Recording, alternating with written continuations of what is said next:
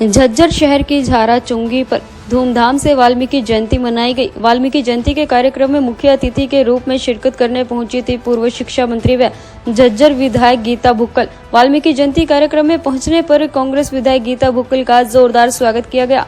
इस मौके पर कांग्रेस विधायक गीता बुक्कल ने कहा कि भगवान वाल्मीकि ने रामायण की रचना की और भगवान श्री राम की पत्नी माता सीता व लव कुश उनके आश्रम में रहे और महर्षि वाल्मीकि कृपा हम सब पर बनी रहे और अच्छे ढंग से हमारा समाज शिक्षित हो और भगवान वाल्मीकि के दिखाए रास्ते पर चलकर हम अच्छे समाज का निर्माण करने का कार्य करें। देश और प्रदेश की कानून व्यवस्था को लेकर पूछे गए सवाल पर बोली पूर्व शिक्षा मंत्री गीता बुक्कल ने कहा कि देश और प्रदेश में बहुत ज्यादा कानून व्यवस्था की धज्जियां उड़ चुकी हैं, जो NCRB के आंकड़े भी बताते हैं कि इस पर सरकार को बहुत ज्यादा संज्ञान लेने का काम करना चाहिए। और महाराष्ट्र में नेता की गोली मारकर हत्या कर दी गई और उससे पहले बहादुरगढ़ में इनेलो पार्टी के प्रदेश अध्यक्ष नफे सिंह राठी की गोली मारकर हत्या कर दी गई थी। ये बहुत बड़ी जिम्मेदारी है जिसकी तरफ सरकार को ध्यान देना चाहिए। और देश के गृह मंत्री हरियाणा में आकर दोषारोपण करते हैं, लेकिन आज नई सरकार का शपथ ग्रहण समारोह है। हम उम्मीद करते हैं कि अच्छी कानून व्यवस्था देने का काम करेंगे। केंद्रीय मंत्री राव इंद्रजीत की दक्षिण हरियाणा के मुख्यमंत्री बनाने की मांग को लेकर के पूछे गए सवाल पर कहा कि कांग्रेस विधायक गीता बुक्कल कहा दक्षिण हरियाणा ने सारे बीजेपी के विधायक बने हैं और पहले भी उनकी मांग रही कि केंद्र में उनको कौन से विभाग दिए जाए, क्यों तो ये तो बस पता नहीं। और बड़े नेता हैं राव इंद्रजीत सिंह, लेकिन बीजेपी में उनकी सुनवाई नहीं हो रही और कई बार उन्होंने धरना प्रदर्शन तक करने की बात कही। लेकिन आज हम विपक्ष में हैं और विपक्ष की लड़ाई पूरी मजबूती के साथ विधानसभा के अंदर और बाहर लड़ने का काम करेंगे। देखिए, भगवान वाल्मीकि जी का आज प्रकट उत्सव है। उनकी इस जयंती के अवसर पर हमने यहाँ पर हवन पूजन किया। इस अवसर पर बहुत बहुत बधाई, शुभकामनाएं सभी को देती हूँ। भगवान वाल्मीकि जी का आशीर्वाद पूरी तरह से बना रहे, ऐसी मैं कामना भी करती हूँ। भगवान वाल्मीकि जी जो है रामायण के रचयिता रहे, उन्होंने रामायण की रचना की।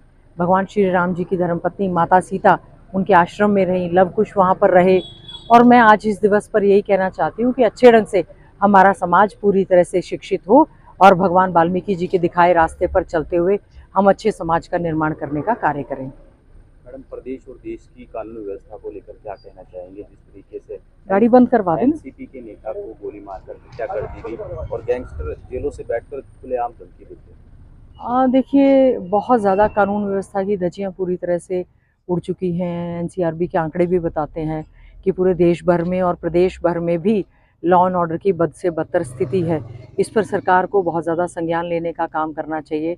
और नेता को गोली मारी, उनकी हत्या हो गई। उससे पहले देखिए बहादुरगढ़ में एक प्रदेश अध्यक्ष को गोली मारी और रोज़ लूटपाट की जो घटनाएं होती हैं, हम समझते हैं ये बहुत बड़ी एक जिम्मेवारी है। यहाँ तो होम मिनिस्टर दूसरों पर दोषारोपण करते रहे। नई सरकार का गठन हुआ है, उम्मीद करेंगे अच्छी कानून व्यवस्था और अच्छा आज क्योंकि शपथ ग्रहण समारोह है, उनको जहां बधाई देते हैं, उम्मीद करेंगे अच्छी गवर्नेंस देने का काम करेंगे। मैडम, दक्षिण हरियाणा की चौधर की बात करते थे राव इंद्रजीत सिंह, नायब सैनी को दोबारा मुख्यमंत्री बनाया गया।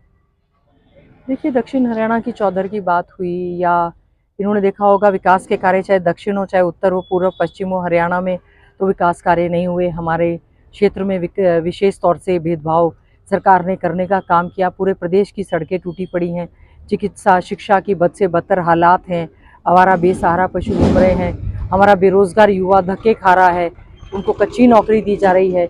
हालात जो हमारे किसान हैं वो दुखी थे, व्यापारी कर्मचारी, हमारे जो दलित समाज है वो दुखी था।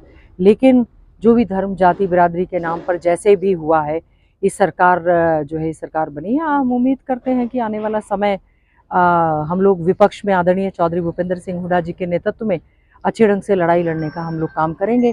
और राव इंद्रजीत जी ने देखिए दक्षिण हरियाणा ने सारे के सारे जो है बीजेपी के विधायक बनाए हैं।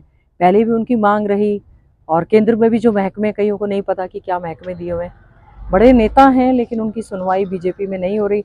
हमने तो कई बार सुना उन्होंने कहा कि हम धरना प्रदर्शन करेंगे। तो हम तो यही कह सकते हैं आज हम विपक्ष में हैं। विपक्ष की लड़ाई मजबूती से विधानसभा के अंदर और बाहर लड़ने का काम करेंगे।